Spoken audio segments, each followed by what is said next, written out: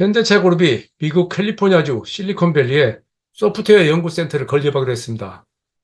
이를 위해서 앞으로 3년 동안 전기와 소프트웨어 전기 자동차, 탄소 중립 부분 인력 4만 4천 명을 포함해서 8만 명의 신규 직영을 채용합니다.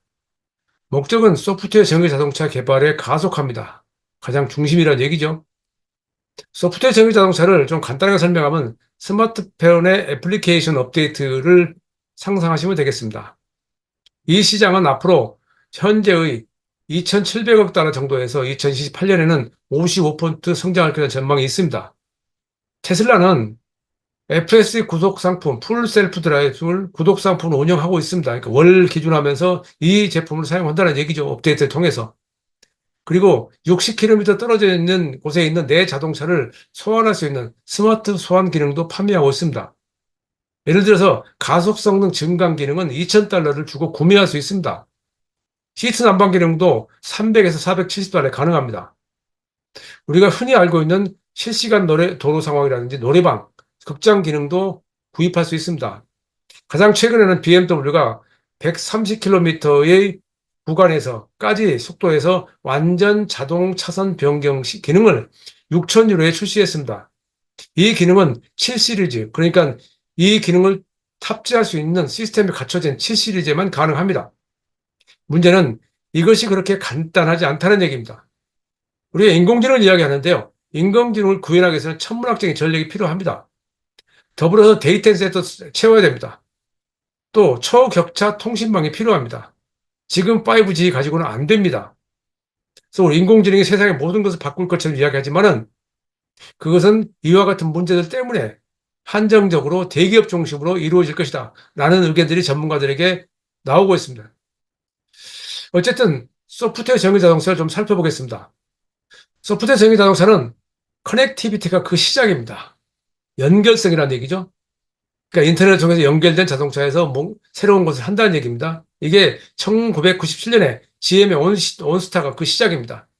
당시 GM은 만약에 운행 도중, 주행 도중 사고가 발생했을 경우에 자동으로 통제센터나 병원, 경찰서 등으로 연락이 돼서 출동을 할 수 있는 그런 시스템이 가능하다는 그런 내용으로 시작을 했고, 이 온스타는 작년에 한국에도 출시가 됐죠.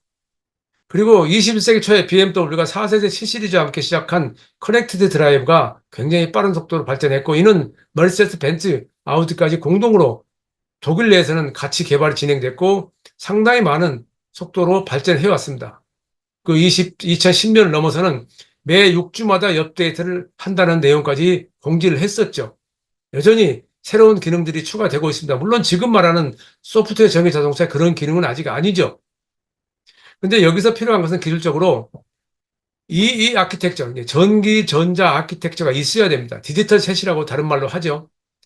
이것을 이제 전문가들 사이에서는 집중형 고성능 컴퓨터라고 말을 합니다. 테슬라는 2014년에 하드웨어 1.0, 다시 말해서 1세대 전자 플랫폼을 공개했고 개발했고 2016년에 2세대로 진화했습니다. 그리고 2019년에는 그 3세대를 모델 3에 도입했습니다.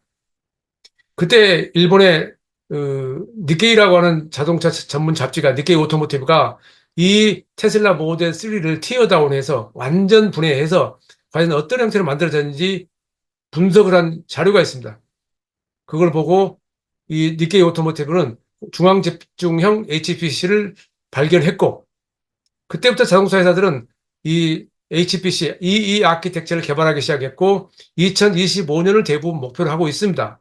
테슬라 것은 다시 말로 하면 약 전 레거시 업체보다는 6년 정도 앞선 거란 얘기죠. 어쨌든 이렇게 바꾸는 이유는 OTA, 무선 업데이트가 용이하게 한 것입니다. 그러니까 ECU가 아주 낱개로 나눠져 있을 경우에는 각각의 업데이트 해야 되는데 쉽지 않다는 얘기죠. 그러나 그것을 세 개로 통합했을 경우에는 굉장히 용이하다는 게 기술적으로 나와 있습니다. 뭐 여러 가지 복잡한 내용이 있습니다만은 어쨌든 포함해서 SDV로 가기 위해서는 필요한 하드웨어다. 전자 하드웨어다. 또 하나는 비용 절감에도 가장 중요하다. 라는 전망이 있습니다. 예를 들어서 딜로이트는 2030년 소프트웨어 비용이 현재 10%에서 50%가 증가할 것이다. 그래서 소프트웨어 표준화와 규격화를 통해서 재사용성, 범용성, 확장성을 확보하고 개발 비용을 연 160억 달러를 절감할 수 있을 것이다라고 말을 하고 있습니다. 사실은 그런데 이 핵심은 기술 기업들과 레거시 자동차 회사들의 주도권 경쟁입니다. 자동차라고 하는 큰 틀에서 플랫폼을 놓고 그 자동차가 주행성, 드라이버빌리티가 아닌 모빌리티, 이동성으로 바뀌면서 그때 필요한 것이 무엇이냐 하는 것을 새로운 아젠다로 제시했고 그걸 위해서 다양한 기술들을 자동차에 투입하고자 하고 있는 것입니다. 대표적인 것이 반도체고 AI고 소프트웨어입니다.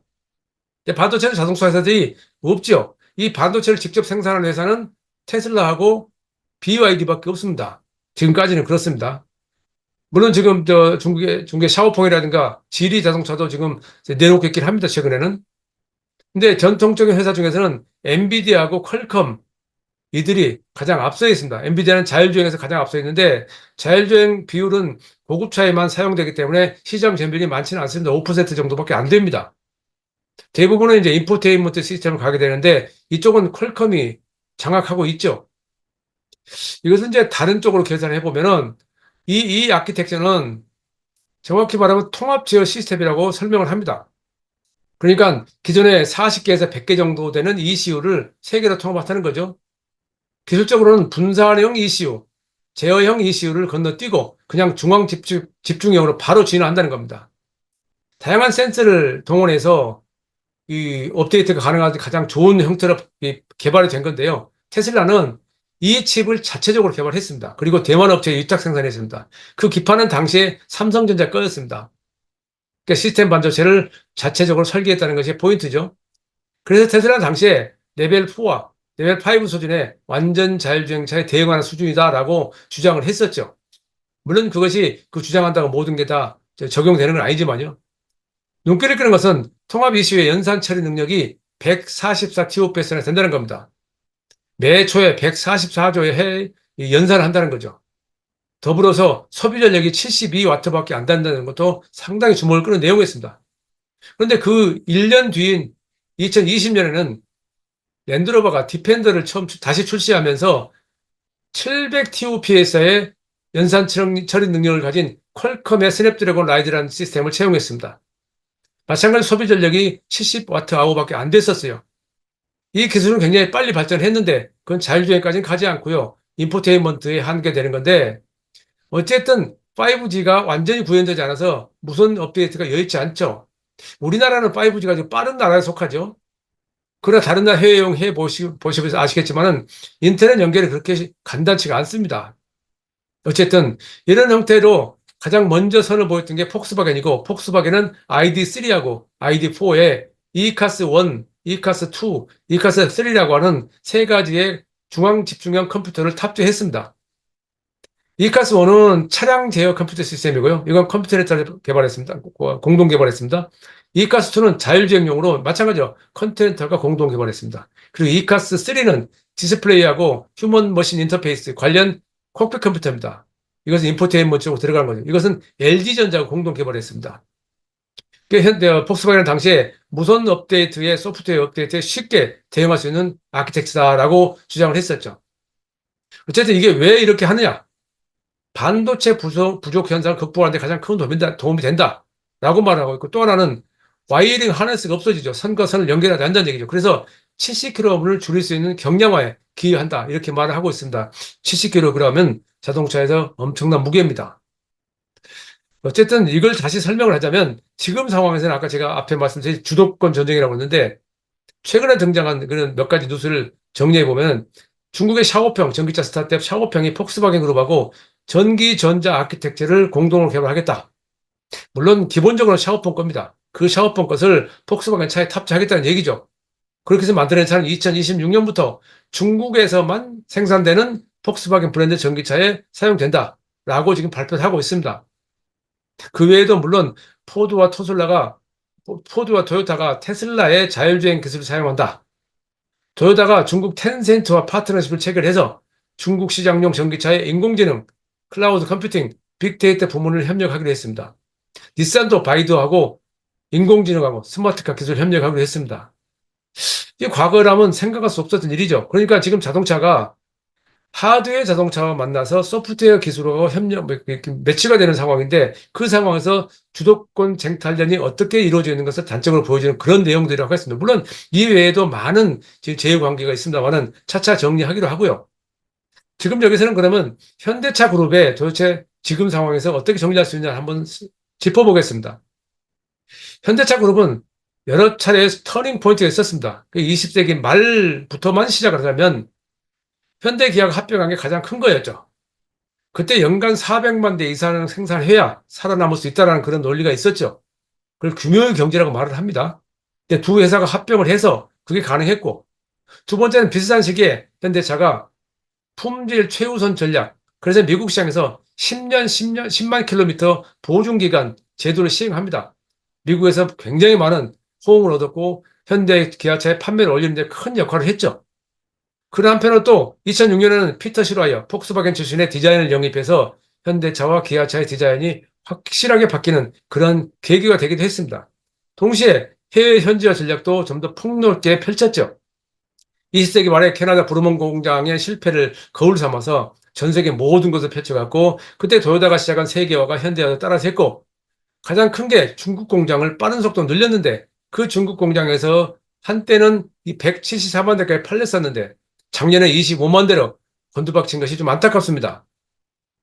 또 하나는 소나타의 성공입니다. 2007년에 YF 소나타가, 저는 그때 시승기를 쓰면서 YF 소나타의 디자인에 대해서 그 공격적인 얼굴, 날카로운 선 때문에 패밀리 세단은 맞지 않다라는 생각을 가지고 있었고 시장의 반응을 지켜봐야 된다라고 평가를 했었는데 결과적으로 미국 시장에서는 대박을 터뜨렸습니다.